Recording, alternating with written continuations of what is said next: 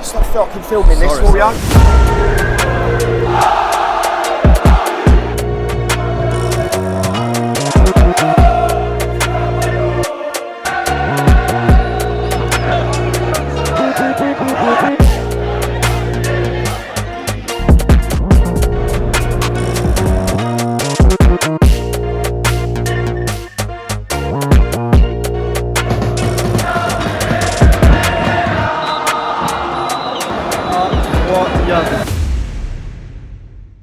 C'est vous qui faites la Samos TV et vous êtes le cœur et l'essence même de tout mon projet. Vraiment ça vient du cœur, je le pense, donc merci pour toutes ces rencontres.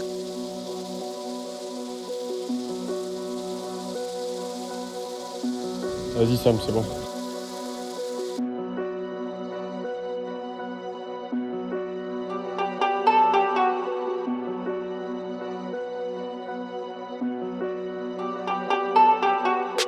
Mec, il me paraît pas droit, moi je ferais juste ça, mais c'est parce que le stade n'est pas droit, je pense. C'est bon ?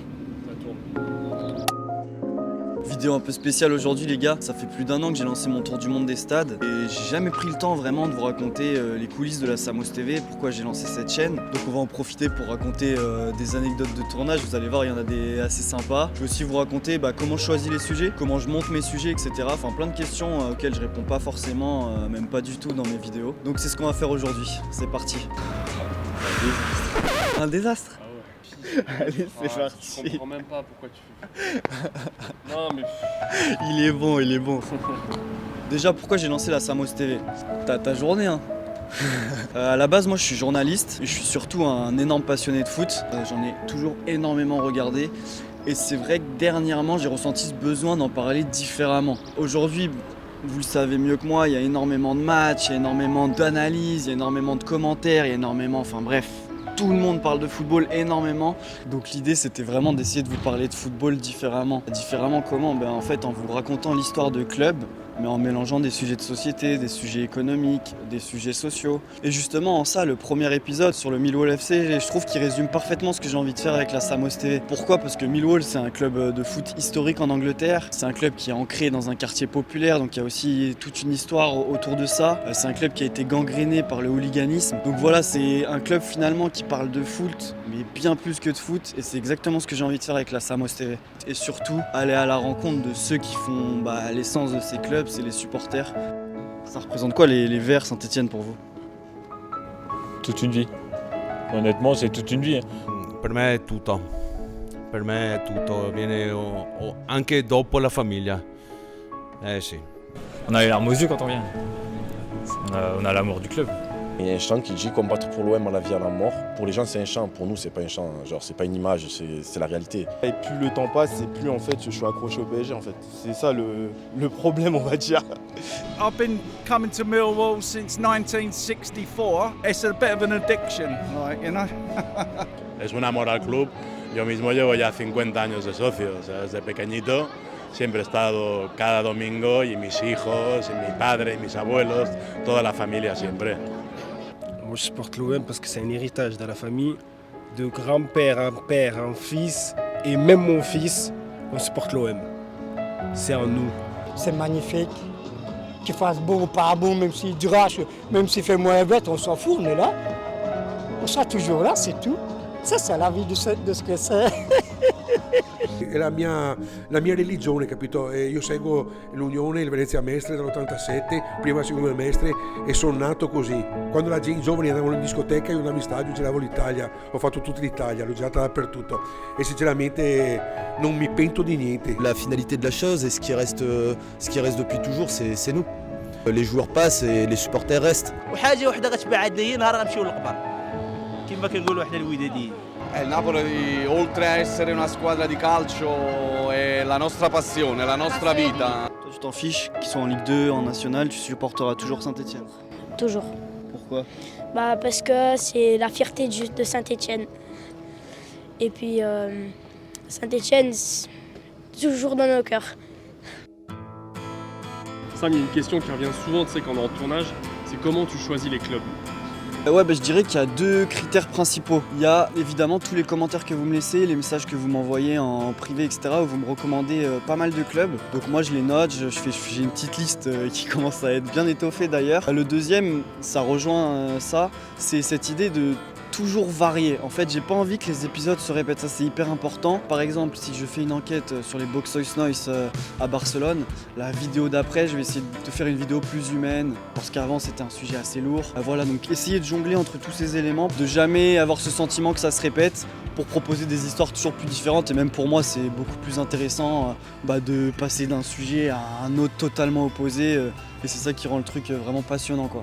À travers les différents épisodes, je me suis par exemple plongé dans les laborieux passés miniers de Lens et de Saint-Étienne, dans les volcaniques villes de Naples et de Marseille. J'ai raconté la lutte du Wydad Casablanca pour l'indépendance marocaine, ou encore l'histoire méconnue du Venezia FC. Bref, plein de découvertes de pays, de villes, et aussi des stades incroyables. Parce qu'on va pas se mentir. Comme tous les passionnés de foot, ce que je kiffe, c'est les énormes ambiances.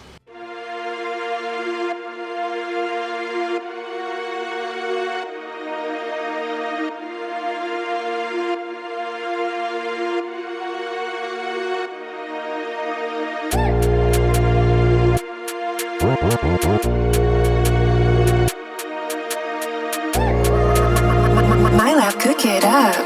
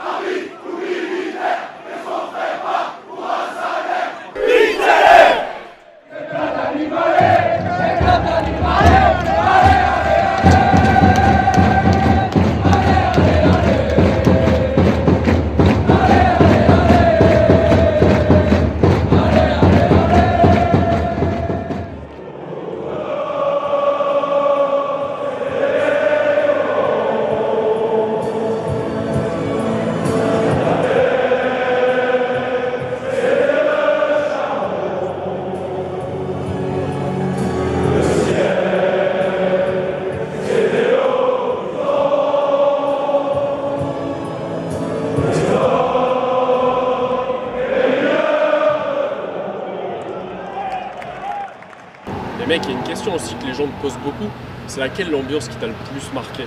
Je pense que c'est la question qu'on me pose le plus, ouais, l'ambiance que j'ai préférée. Si on se parle d'ambiance pure, je dirais Wydad.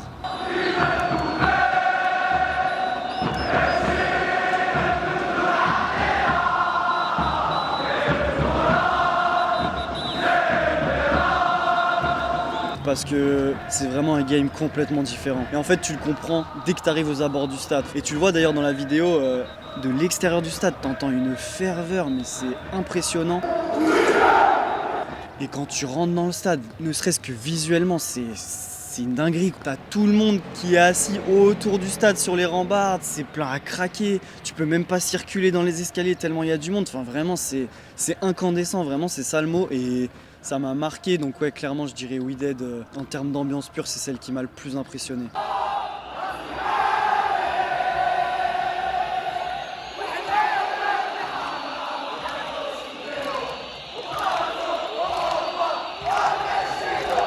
Et toi, gros, ce serait laquelle? Ouais, bah tiens, viens, ça peut être marrant. Merci. Les gars, c'est mon frérot Yvan.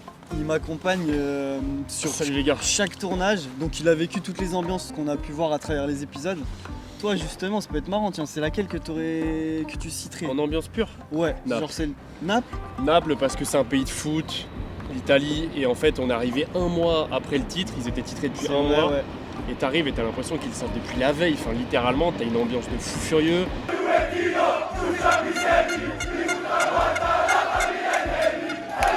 Des drapeaux dans toutes les rues, bleu, blanc, t'as des maillots sur des... Enfin, c'est incroyable. C'est vrai que la ville, c'était incroyable. Il n'y avait pas une rue sans bandelettes, portraits de Maradona, Les des maillots, joueurs. les 4-4-2 avec les maillots et tout. Moi j'avais vu ça, c'était magnifique.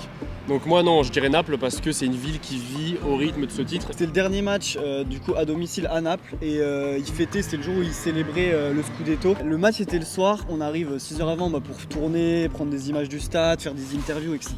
Il y avait une ferveur, mais dès 13h en vrai, genre devant le stade. Des camionnettes, des fumigènes, des mecs camionnettes torse nu. blindées de supporters un peu chauds. Ah ouais. Un peu chaud, grosse sono. Ouais, c'était la ferveur. Ça chantait Diego, Diego. Moi j'ai vu des gens avec les larmes aux yeux, on le redit, mais ça fait un mois qu'ils savaient qu'ils étaient champions. Moi ça reste vraiment là, gravé. C'était incroyable, ouais.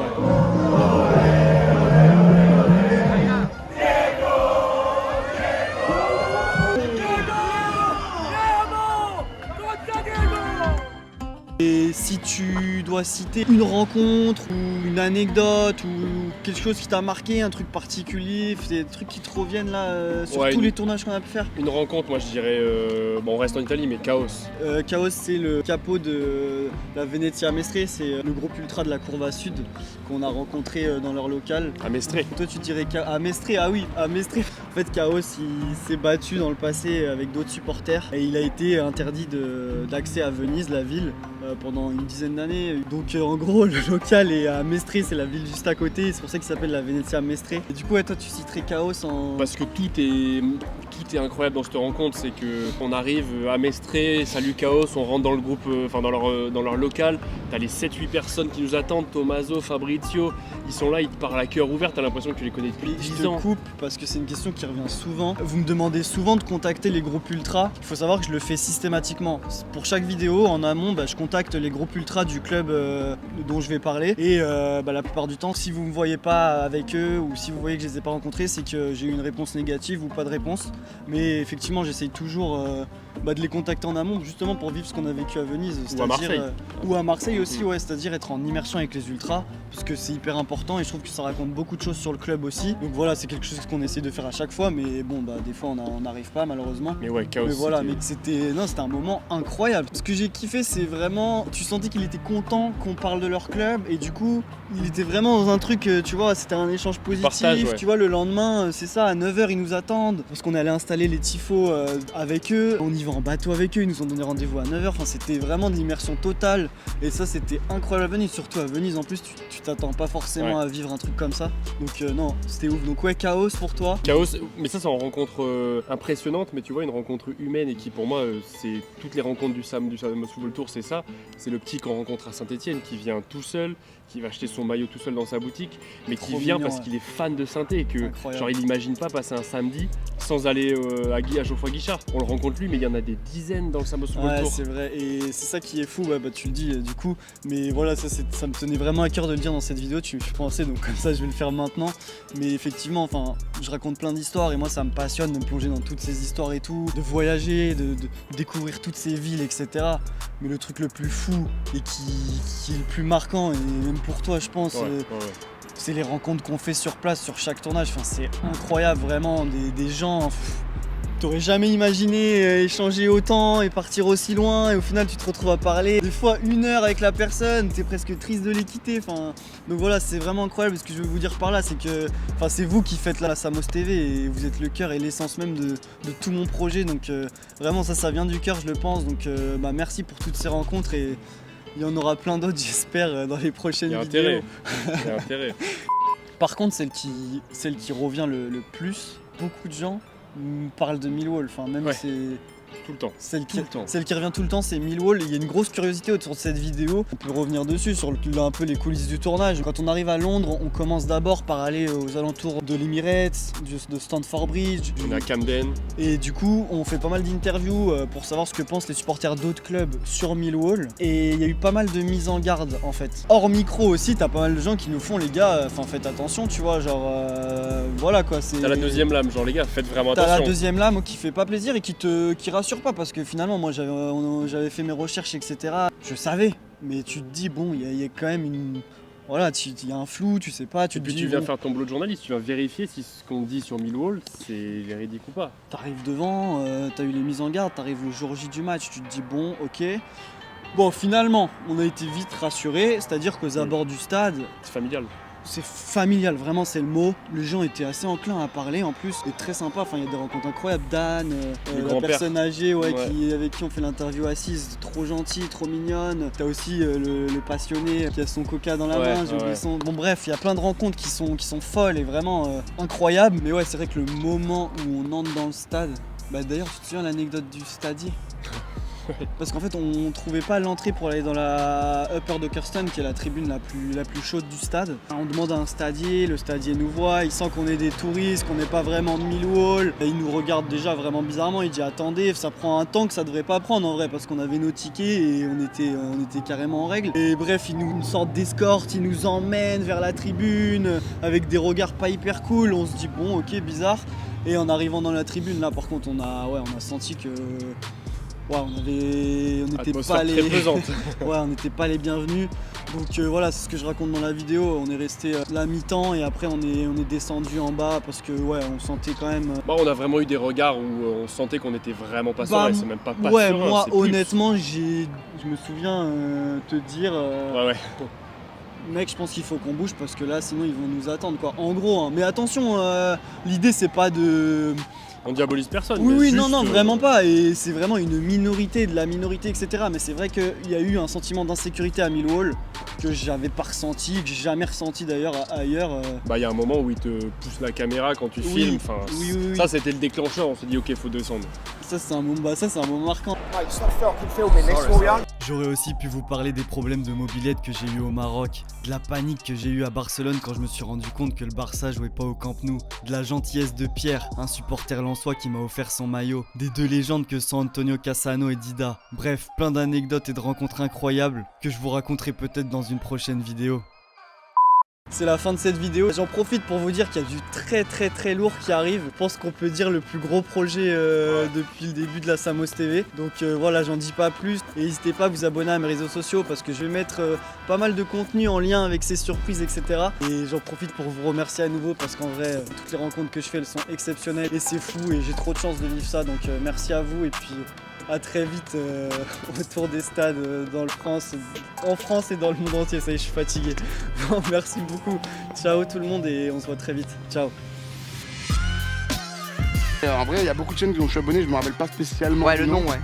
Je pourrais juste en donner une qui m'a fait kiffer, qui est assez récente, qui s'appelle Samos TV, qui est une chaîne d'un gars qui fait des petits reportages sur des clubs de foot, soit pas trop connus ou quoi, avec des petites histoires assez intéressantes autour de ça. Je vous invite à regarder. Tu vas nous ressortir la vidéo avec des pleurs et tout. C'est de l'art de supporter ici. Oussala Kalifé, ou Kalifé, Oussala Kalifé, ou Kalifé, Oussala Kalifé. No one likes us, no one likes us. We don't care, we are Millwall. We are Millwall from the den.